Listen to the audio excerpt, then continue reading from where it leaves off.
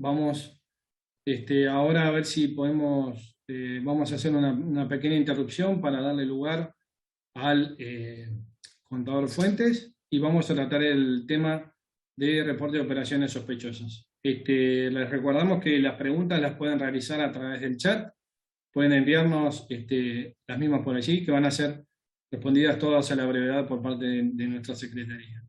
Así que bueno, acá tengo a Fernando, que bueno, ya lo tengo a la vista.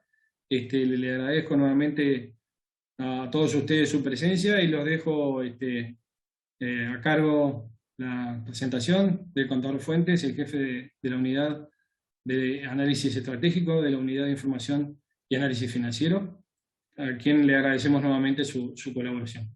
Fernando, te damos la bienvenida y el paso a la actividad. Muy bien, buenos días. Antes que nada, voy a tratar de compartir la pantalla.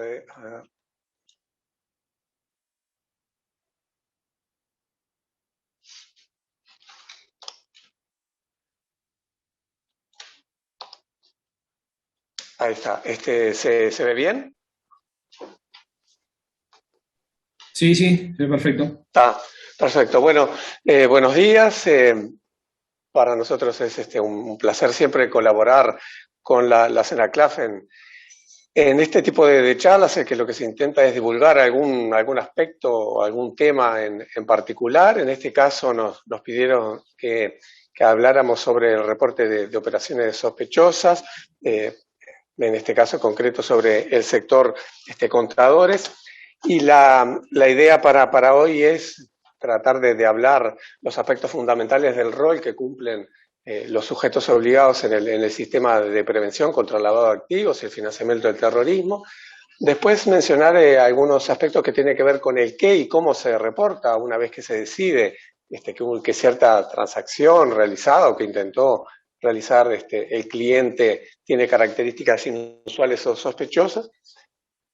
Posteriormente hablaremos algunos aspectos sobre el formulario para presentar el ROS y finalmente sobre la calidad del reporte, ¿no? Es decir, la información que necesariamente debe estar incorporada en el formulario de reporte para que todo el sistema posterior o todas las etapas posteriores que siguen a la presentación del ROS puedan realizarse de la mejor forma. Entonces, en cuanto al rol de los sujetos obligados, ¿no? El primer tema que queríamos compartir con ustedes es, bueno, pero ¿qué etapas debe realizar un sujeto obligado para estar en condiciones de presentar un reporte de operación sospechosa? Entonces, lo primero, y como ya ha comentado Andrés extensamente, lo primero es debe conocer a su cliente, ¿no? Lo que se conoce como la debida diligencia. La normativa vigente establece que en el caso de los contadores lo deben realizar en todos los casos, siempre con un enfoque basado en riesgo, ¿no? Y como ya explicó Andrés, en función de la clasificación del riesgo que se le otorgue al cliente o a las actividades que realiza el cliente, se realizará una debida diligencia del cliente diferenciada. Luego que conozco al cliente, que es la forma de entender qué sería usual en el comportamiento del cliente, de las actividades que desarrolla, posteriormente hay que monitorear las actividades que está desarrollando el cliente en el tiempo, de forma que me permita detectar aquellas situaciones que son inusuales o sospechosas.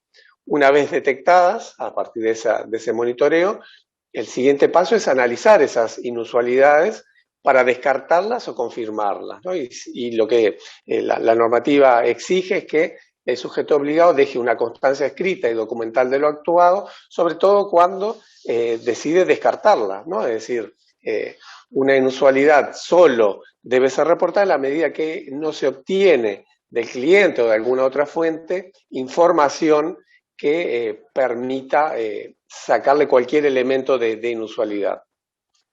Finalmente, cuando el sujeto obligado, a partir de esa valoración subjetiva, entiende que hay características inusuales o sospechosas, debe presentar el ROS a la UIAF y ahí, digamos, termina el ciclo por parte del sujeto obligado y es todos los roles que está cumpliendo, ¿no? La de conocer a su cliente, monitorear las actividades que realiza, analizar aquellos apartamientos de lo usual y finalmente en aquellas operaciones que no logra descartar su inusualidad, presentar el ROS a la Unidad de Información y Análisis Financiero. Y entonces, previamente, ustedes obviamente que ya lo saben, pero lo que le quería recordar es cuándo el contador es sujeto obligado, ¿no? Entonces, la normativa establece que el contador es sujeto obligado cuando actúa en calidad de independiente y participa en la realización de un conjunto amplio de operaciones o actividades para sus clientes. Como verán, salvo las últimas dos, en las anteriores, que son varias, no son actividades exclusivas para los contadores, puede ser contador, abogado, arquitecto, zapatero, ¿no? No es un tipo de actividad que sea inherente o exclusiva de los contadores, y para todas esas actividades que están listadas en primer orden, salvo las dos últimas, en la mayoría ya eran sujetos obligados antes de la promulgación de la ley vigente de prevención de lavado, porque no están relacionados con una actividad exclusiva que realicen los contadores, ¿no? Entonces, para muchos contadores no es nuevo el hecho de ser sujetos obligados, porque cuando desarrollaban algún tipo de actividades de las que están listadas aquí y que ya eran cualquier persona que las desarrollara sujetos obligados, bueno, ya venía de mucho antes esa condición de ser sujeto obligado.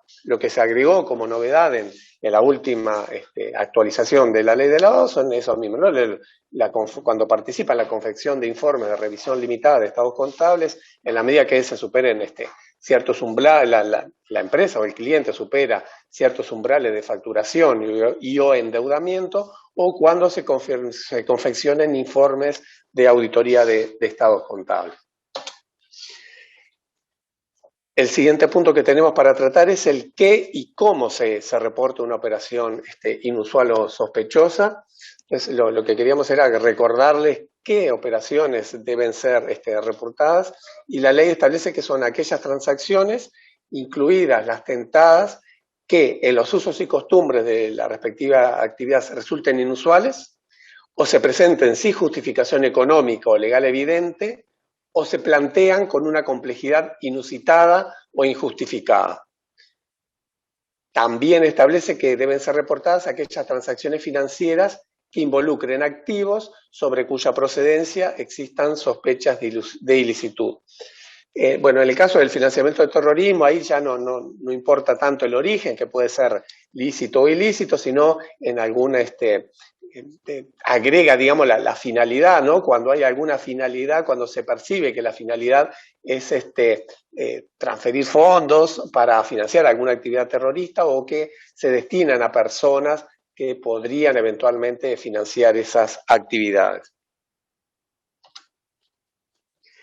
El decreto reglamentario, el decreto 379 del 2018, en el artículo 42, que se aplica a los contadores, establece alguna situación particular que dice que cuando el cliente omite o se niega a proporcionar información para poder estar en condiciones de realizar la debida diligencia del cliente, el sujeto obligado no establecerá una relación de negocios ni ejecutará la operación de que se trate, y considerará la pertinencia de presentar un reporte a la UIAF. Posteriormente, profundiza en algún aspecto y en alguna situación particular, en la cual establece que el sujeto obligado debe evaluar razonablemente cuál es la intención del cliente en eludir esa posibilidad de realizar una debida diligencia del cliente, ¿no? Entonces, y si el sujeto obligado considera que existe dicha intención de eludir que el sujeto obligado cumpla con esa debida diligencia, estará obligado a presentar un reporte a la UIAF. Bueno, ahí hay una particularidad también, es cuando se realiza un marco de una operación inmobiliaria, que aquí no se aplica tanto a los contadores, porque tiene que ver más que nada cuando hay alguna condición de que se debe hacer la escritura, sobre todo de un bien inmueble, de una escritura de un bien inmueble, y si no se hace, se cae en mora o puede sobrevenir algún incumplimiento con alguna multa. Bueno, en ese caso prevé que el decreto prevé que el sujeto obligado puede continuar con la operación, pero está obligado a presentar un ROS a la UIAF. Y lo que les quería dejar bien claro, ¿no? Es que el ROS no es una denuncia, es un informe que está exigido por la ley a determinadas personas físicas y jurídicas cuando no logran descartar inusualidades en las operaciones o transacciones que realizan sus clientes. Una vez que se recibe el reporte, la UIAF está obligada a no revelar la información sobre el sujeto obligado que presenta un ROS, ni siquiera ante un juez le presenta esa información. Y a su vez la ley exime de cualquier tipo de responsabilidad a los sujetos obligados que presentan los reportes. La única condición es que sea realizado de buena fe. Y a su vez la ley exige que los sujetos obligados no informen a sus clientes ni a terceros que presentó un reporte de operación sospechosa que lo involucre. ¿Y cómo se reporta? Bueno, la UIAF emitió en el año 2018 una comunicación, la 2018-039, que lo que establece es el formulario a través del cual se da conocimiento de la detección de esa operación. Actualmente solo está previsto la vía en papel, pero bueno, próximamente ya estará disponible una opción para que sea presentado por vía digital mediante la firma electrónica, pero bueno, van a tener otra opción que no va a ser la de que tener que venir y firmar en papel y presentarlo personalmente en el Banco Central. Y en el caso sobre todo de las últimas dos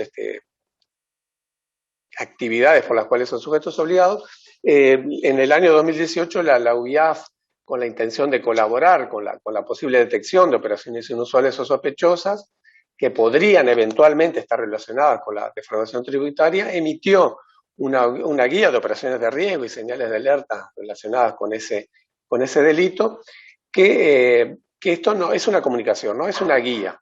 Entonces, de ninguna forma, esto es una norma que debe ser cumplida obligatoriamente por los sujetos obligados y eventualmente podrían presentarse en la actividad que desarrolla el cliente alguna de esas señales de alerta o todas, y el sujeto obligado, en la medida que logra comprender y obtener información que quite esa señal de alerta o esa inusualidad y se convenza de que no hay ninguna situación anormal en el comportamiento del cliente, no presenta el reporte y por eso no incumpla ningún requisito legal. A su vez, podría plantearse cualquier otra señales de alerta en la operativa del cliente que no están previstas en este comunicado y de todas formas el sujeto obligado puede entender que deba ser presentado el reporte de operación sospechosa. En cuanto al formulario para presentar el ROS, el medio a través del cual se comunica esa situación inusual, no sé si está cambiando. Yo en la pantalla veo todavía el cómo se reporta y tengo otra en mi pantalla.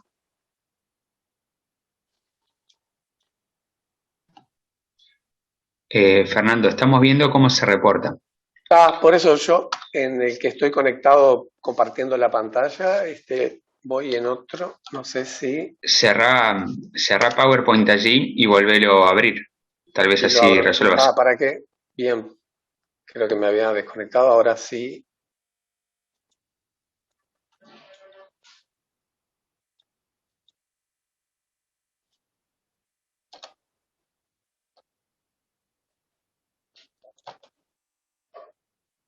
Ahora sí.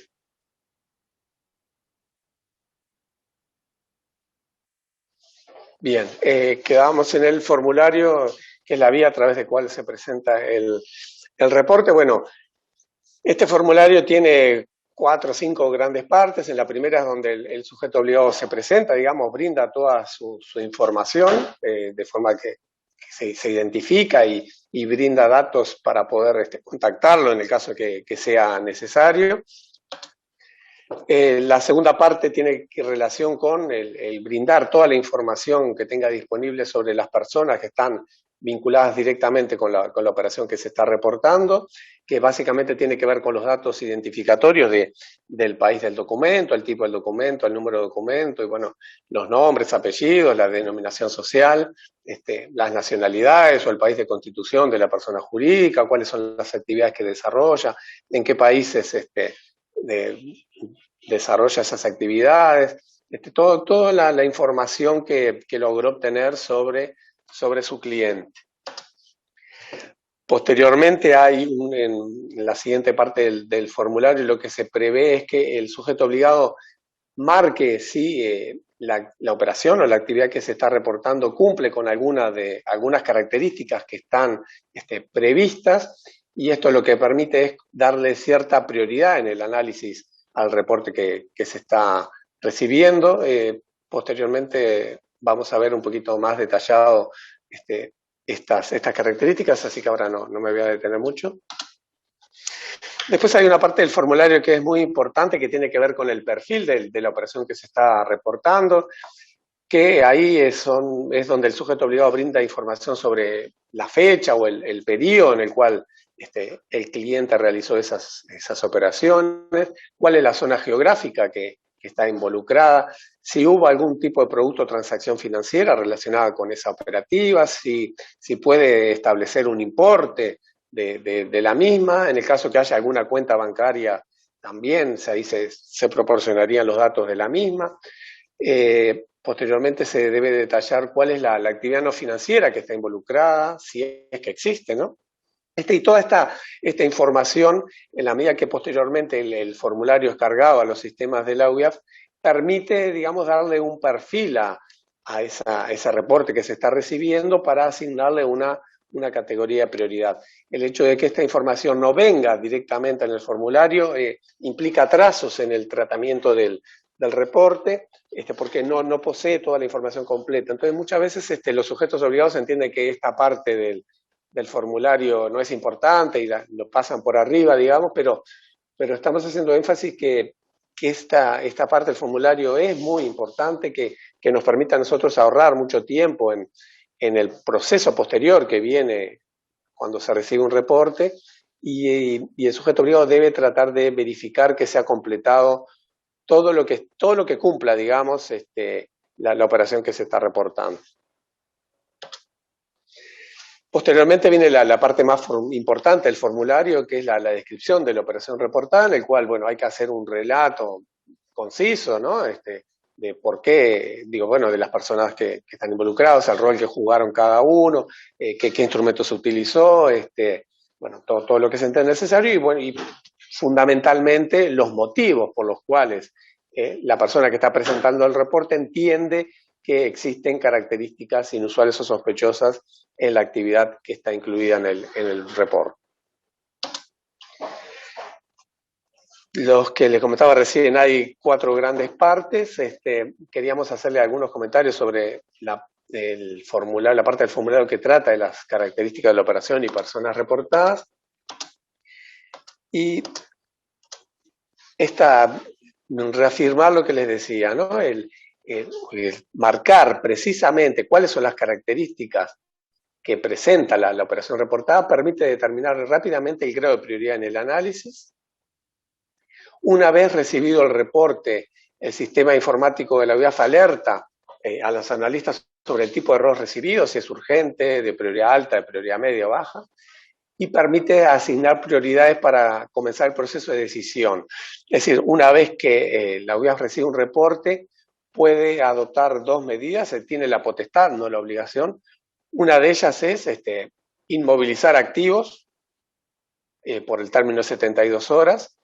Entonces, para evitar que haya un riesgo de que una situación presente determinadas características que ameritarían la adopción de esa decisión, en la medida que el ROS sea completo y que tenga toda la información necesaria, permitiría rápidamente detectar que es necesario tomar una decisión sobre si se adopta o no una medida de inmovilización temporal de los activos. Además, la UIAF puede, dentro de las 72 horas que recibe un reporte, darle alguna instrucción al sujeto obligado, ya no la inmovilización de activos, sino alguna decisión, alguna instrucción que tiene que ver más que nada con la continuación o con la importancia de que el sujeto obligado continúe con el vínculo con el cliente para evitar, sobre todo, despertar alguna sospecha y permitir que durante un determinado periodo la UIAF pueda confirmar las inusualidades que está presentando la operación y evitar que en algún caso, si bien en ese momento no hay elementos contundentes para tomar la medida de inmovilizar activos, sí podría aparecer posteriormente en la medida que el proceso de investigación avance. Entonces, si el cliente, si la persona que está reportada todavía es cliente de un sujeto obligado, hay más chances de que esta persona no se haya ido, que haya transferido sus activos y después en ese momento sí tomar, tanto sea por la UIAF o por la justicia, alguna medida de inmovilización de activos. Entonces, sí, las características que hoy están previstas para que marquen los sujetos obligados, que esto está en proceso de revisión y seguramente va a ser modificado y ampliado próximamente. Está, bueno, el caso más extremo, que bueno, casi nunca se cumple, y las veces que se ha marcado es porque hubo algún falso positivo, es que las personas que están reportadas se encuentren en la lista unificada de la ONU, en la cual están las personas relacionadas con actos terroristas o con su financiamiento, que las personas, que después otra característica que es muy utilizada por los sujetos obligados es cuando encuentran que sus clientes están en lista, sobre todo en información de prensa u otro tipo de información que las vincula con el delito de lavado de activos o sus delitos precedentes. Cuando las operaciones reportadas están vinculadas por personas que se encuentran en las categorías de personas políticamente expuestas o son familiares o asociados a una persona de esta categoría, siempre esto es, recordando lo que ya le dije, no es que si estoy vinculado con presto servicio a un cliente que es PEP, no lo tengo que reportar. Lo que tengo que hacer es que me va a dar mayor el riesgo y lo voy a monitorear. La medida, después del monitoreo, del análisis, no logro descartar esa inusualidad, bueno, cuando presente el formulario, marcaría entre esta u otras características que están presentándose en lo que estoy reportando, ¿no? Entonces, en este caso lo que hace le da al ROS que se recibe una categoría de prioridad mayor que si no está vinculado con una persona que es PEP, ¿no? Después, cuando eventualmente existan indicios que podrían vincular a los fondos o a las personas con actividades terroristas o su financiamiento, otra característica que está prevista es cuando el cliente está manejando fondos de terceros, se le solicita información sobre, bueno, quién es ese tercero, qué actividad realiza y se niega a presentarlo o presenta información y de todas formas no justifica las operaciones a juicio del sujeto obligado que presenta el reporte. Cuando el cliente fragmenta o estructura las operaciones y el sujeto obligado no obtiene una información razonable sobre cuáles fueron las causas de esa fragmentación y o estructuración. Cuando hay movimiento de fondos que son incompatibles con el patrimonio del cliente o del cliente, de las actividades económicas que realiza o la ocupación del cliente, y a juicio del sujeto obligado no se obtuvo una justificación razonable sobre esos desvíos detectados. Otra característica que está prevista es cuando para justificar determinada actividad o operativa el cliente presenta documentación o información que es presumiblemente falsa. También está previsto que se marque cuando los movimientos de fondos que realiza mi cliente están vinculados con países que no integran el Grupo de Acción Financiera Internacional o sus organismos regionales, o con países que han sido sancionados por estos organismos. Hoy básicamente hay dos, que son Corea del Norte e Irán, o son objeto de medidas especiales por no aplicar suficientemente las recomendaciones de Gafi, y los mismos no fueron justificados. En la lista de estos países, que es lo que se conoce como la lista gris, es decir, son países que son objeto de medidas especiales porque no cumplen o tienen debilidades importantes en su sistema de prevención, no necesariamente deben ser reportados, ¿no? Actualmente deben haber unos 15 países en esa lista gris. Por ejemplo, está Panamá en esa lista, y eso no quiere decir que todas las operaciones, o si mi cliente opera con Panamá, yo lo deba reportar, no. Lo que debe hacerse es, bueno, se valora de mayor riesgo ese cliente o la actividad que realiza mi cliente, pero en la medida que el cliente justifica que no hay ninguna inusualidad en su actividad, bueno, no lo reportaría. Acá solo se incluirían aquellas transacciones realizadas con este tipo de países cuando el cliente no logra explicar por qué desarrolla actividades con esos países. Después está prevista una característica que tiene que ver con las operaciones tentadas, básicamente, que es cuando el sujeto obligado rechaza realizar una transacción que es propuesta por el cliente, porque entiende que hay características de inusualidad o sospecha. Bueno, en ese caso presentaría el reporte y marcaría esta característica.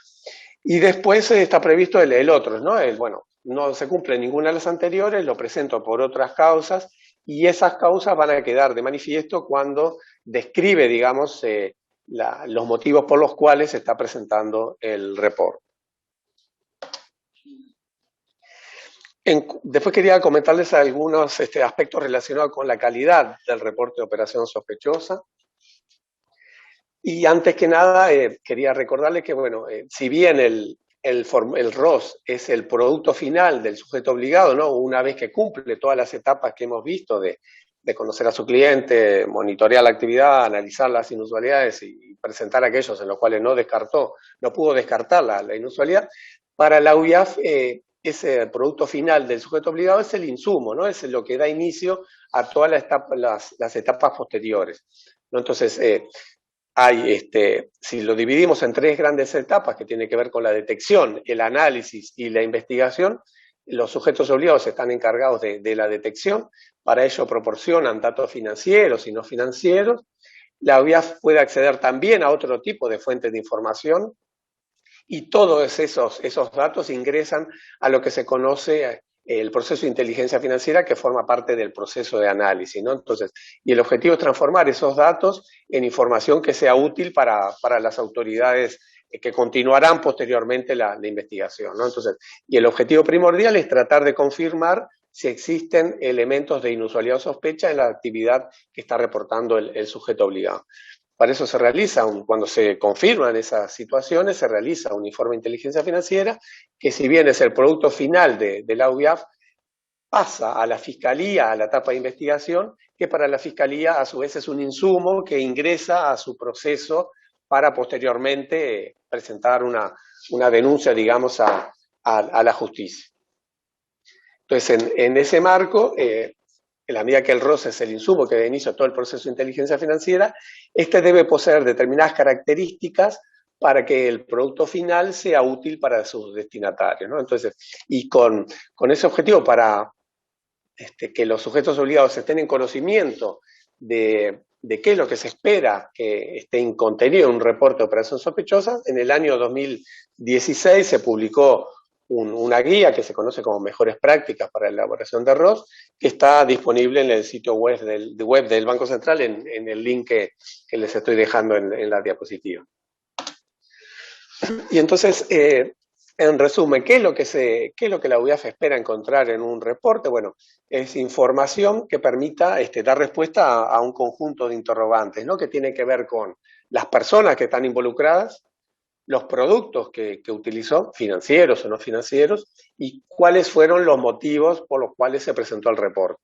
Lo que se intenta encontrar es la respuesta a las preguntas de quién, qué, cuándo, cómo, dónde, para qué y por qué. Es decir, las personas, qué realizó, cuándo lo realizó, cómo lo realizó, cuál es el espacio geográfico en el cual se realizó y por qué entiende el sujeto obligado que esa operativa es inusual o sospechosa.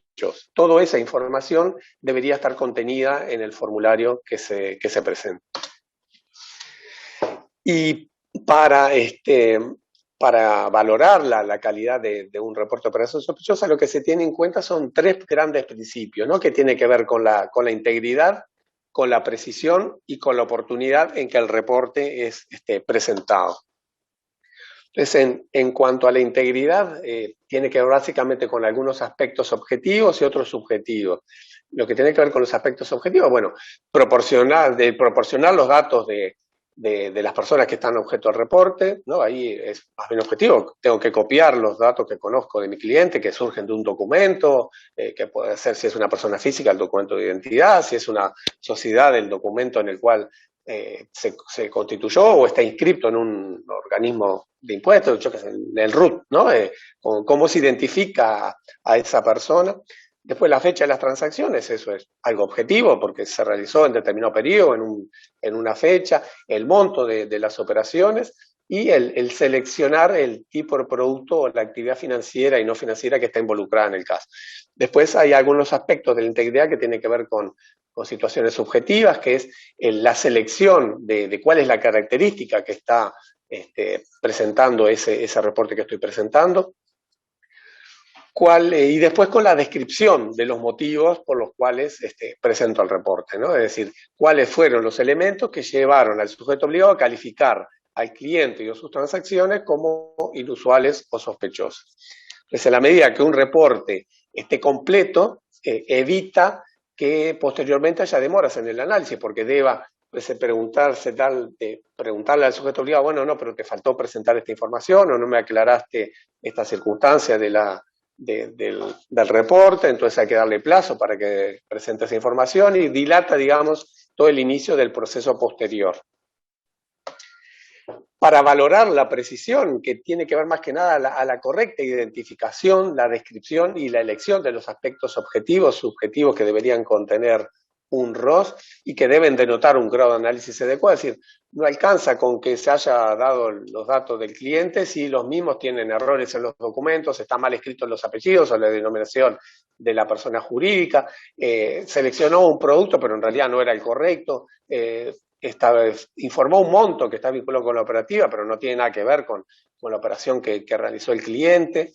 Después, que tiene que ver también con que haya una precisión en la elección de las características que presenta el reporte y que la descripción que está realizando sea la adecuada, ¿no? Que quede claramente establecido por qué está presentando el motivo del reporte.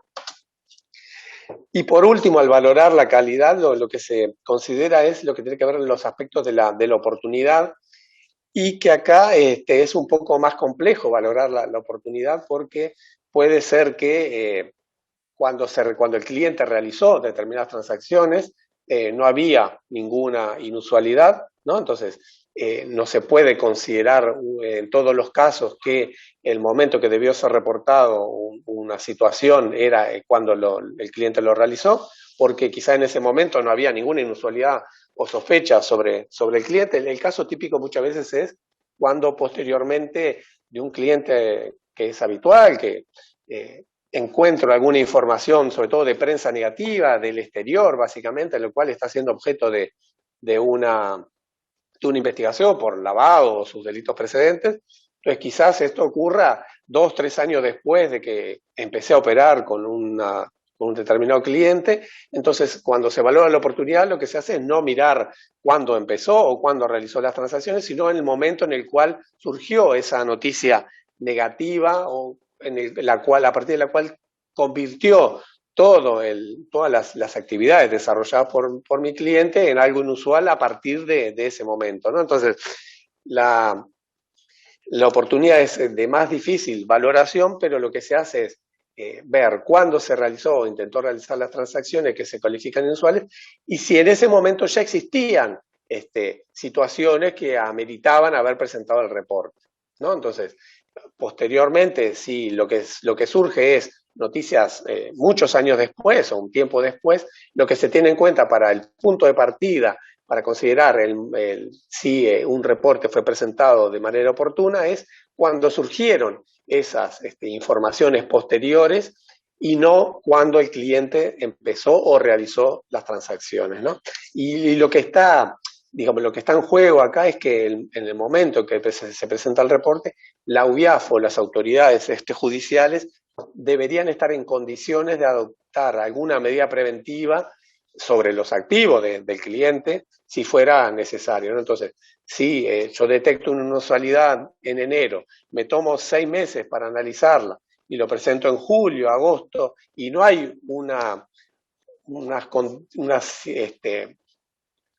unos elementos que me permitan justificar por qué tomé 6 meses para analizar la operativa, ese reporte sería totalmente inoportuno y castigaría, digamos, la oportunidad cuando se valora la calidad del reporte.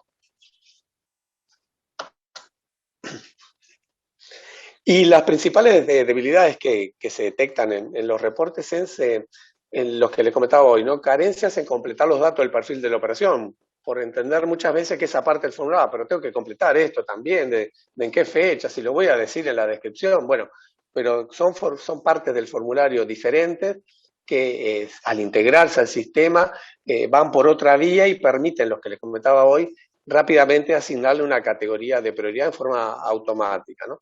En algunos reportes no queda claro el momento en el cual se le solicita información al cliente al detectar algo inusual en su comportamiento o el momento en que comenzó el análisis de sus operaciones. También se han detectado en varios casos un tiempo prolongado entre la detección de las inusualidades y la presentación del ROF. Y cuando se marca esa característica que le comentaba de que existen antecedentes negativos sobre su cliente, básicamente por noticias de prensa, al hacer la descripción del caso se dice, bueno, encontré noticias de prensa negativa sobre mi cliente y no profundiza, no indica, bueno, pero ¿cuándo fue, de qué fecha es ese antecedente? ¿En qué país se estaría investigando? ¿Qué delito es el que eventualmente está relacionado? Y después también hace como un pequeño relato que permita estar al tanto de, bueno, cuáles son los motivos por los cuales se están desarrollando esas investigaciones que se encontró en esa noticia de prensa, ¿no? Es decir, no alcanza con poner, lo reporto porque tiene información negativa de prensa, sino profundizar sobre eso, sobre esa característica que encontré, de forma de evitar que posteriormente el analista tenga que ser él el que busque la información de prensa, que el sujeto obligado ya la posee porque la estuvo analizando.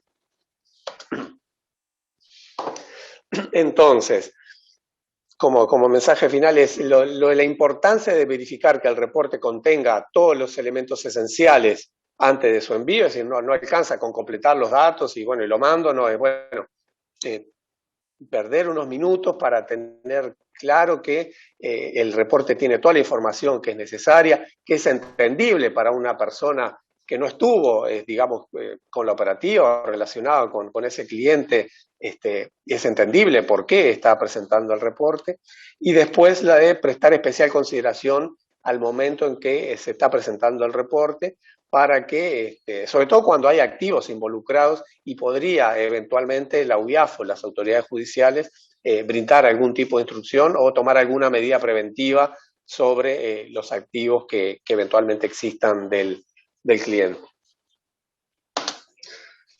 Bueno, esa era la presentación que tenía para realizarles.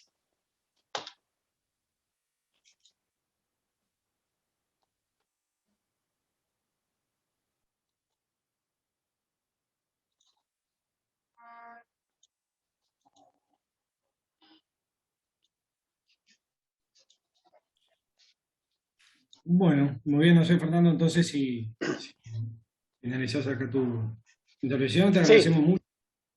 Bárbaro. Y bueno, agradecemos a todos entonces por su presencia, por acompañarnos en estas jornadas y estamos a las órdenes para cualquier consulta que nos quieran realizar. Vamos a estar a través de la página de la Secretaría comunicando nuevas instancias y bueno, agradecemos a todos que tengan un muy buen día. Hasta luego.